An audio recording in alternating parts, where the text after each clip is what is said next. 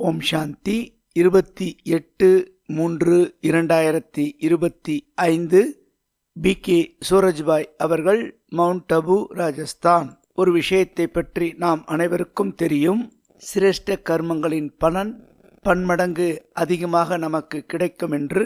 யார் ஈஸ்வரிய காரியத்தில் சகயோகியாக இருக்கின்றார்களோ, யார் யக்ஞ சேவையில் சகயோகம் செய்து கொண்டே இருக்கின்றார்களோ, இவர்கள் புண்ணிய காரியத்தை செய்து கொண்டிருக்கின்றார்கள்.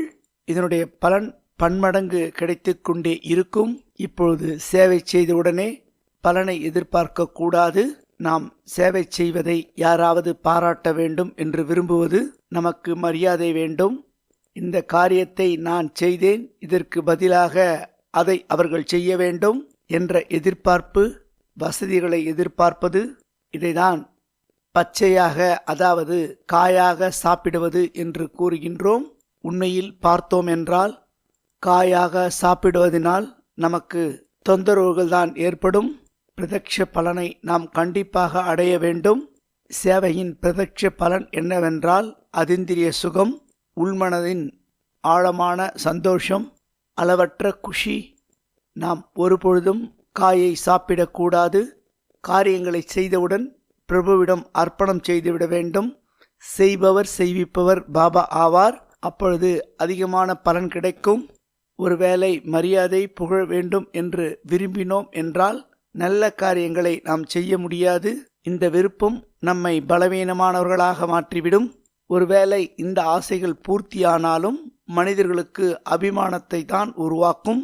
நான் என்பது விருத்தி அடைந்து கொண்டே செல்லும். நாம் இதிலிருந்து நம்மை காப்பாற்றிக் கொள்ள வேண்டும். யார் புகழ், பெயர், மரியாதையை விரும்பாமல் இருக்கின்றார்களோ அவர்களுக்கு முழு உலகமும் மரியாதை கொடுக்கும்.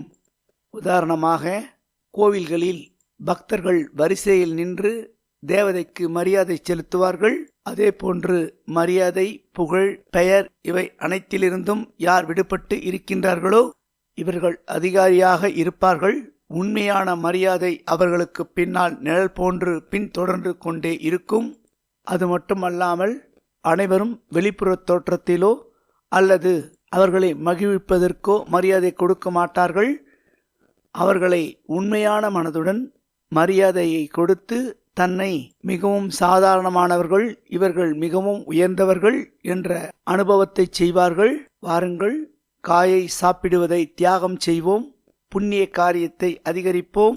புண்ணிய காரியத்தை எந்த ஒரு பலனையும் எதிர்பாராமல் செய்து கொண்டே செல்லுங்கள். நிரந்தரமாக செய்து கொண்டே இருங்கள். மகான் காரியங்களை செய்வதற்கான சக்திகள் மற்றும் தகுதிகள் பாபா நமக்கு கொடுத்திருக்கின்றார். இது பரமாத்மாவின் அடகு பொருளாகும். பரமாத்மாவின் பொருள் மீது எனது என்ற உரிமையை நாம் கொண்டாடக்கூடாது. ஒருவேளை பரமாத்மாவின் பொருள் மீது நான், எனது என்பது வந்துவிட்டால், இதனால் புண்ணிய காரியங்கள் சமாப்தமாகிவிடும் மற்றும் புண்ணியமும் சமாப்தமாகிவிடும். ஒருவேளை மறந்தும் கூட நான் என்ற வார்த்தையை பயன்படுத்தாதீர்கள். பாபா கூறுகின்றார், நான் என்பது வந்துவிட்டால் சேமித்த கணக்கை இழப்பதாகும். நான் என்று கூறும்பொழுது மற்றவர்களினுடைய பார்வையும் பாவனையும் மாறிவிடும். நம்மை உயர்ந்த பார்வையில் பார்க்க மாட்டார்கள். நம்முடைய ஒவ்வொரு கர்மங்களையும் உயர்ந்த கலையுடன் செய்யுங்கள். அதாவது எந்த ஒரு பலனையும் எதிர்பாராமல் செய்யுங்கள். முழு உலகத்திற்கும் நன்மையை செய்வதற்காக நாம் காரியங்களை செய்கின்றோம். பாபாவும் முழு உலகத்திற்கும் நன்மையை செய்கின்றார். பாபா அதற்கு பதிலாக எதையும் அடைய வேண்டும் என்று விரும்புவதில்லை. குழந்தைகள் எனக்கு மரியாதை கொடுக்க வேண்டும், என்னுடைய புகழை பாட வேண்டும் என்று பாபா விரும்புவதில்லை. பாபாவை போன்று நாம் தாரணை செய்ய வேண்டும். நான் விஸ்வ கல்யாணக்காரி ஆத்மா என்ற ஸ்மிருதியில் நிலைத்திருந்து நம்முடைய பாவனையை உயர்வாக மாற்றிக்கொள்ள வேண்டும். பாபாவை போன்று ஒவ்வொரு காரியங்களையும் எந்த ஒரு பலனையும் எதிர்பாராமல் நாம் செய்ய வேண்டும். மகான் காரியங்களை செய்து கொண்டே செல்லுங்கள். மற்றவர்களுக்கு உதவிகளை செய்து கொண்டே செல்லுங்கள். இதற்கு பதிலாக எதையும் எதிர்பார்க்க வேண்டாம். சூட்சும ரூபத்தில் சோதனை செய்யுங்கள். கொடுப்பதற்கான விருத்தி இருக்கின்றதா அல்லது பெற வேண்டும் என்ற எதிர்பார்ப்பு இருக்கின்றதா? ஸ்தூலமான விஷயங்களாக இருந்தாலும் சரி, சூட்சுமமான விஷயங்களாக இருந்தாலும் சரி, எதையும் எதிர்பார்க்க கூடாது. நாம் வள்ளலின் குழந்தைகளாவோம். கொடுத்து கொண்டே செல்வோம். அப்பொழுது நம்முடைய பண்டாரா நிரம்பிவிடும்.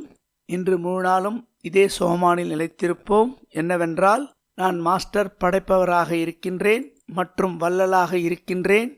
பாபாவிடமிருந்து சக்திசாலி கிரணங்கள் ஃபவுண்டனை போன்று நம்மீது விழுந்து கொண்டிருக்கின்றது. சக்திசாலி நீர்வீழ்ச்சிக்கு கீழே நாம் குளித்து கொண்டிருக்கின்றோம்.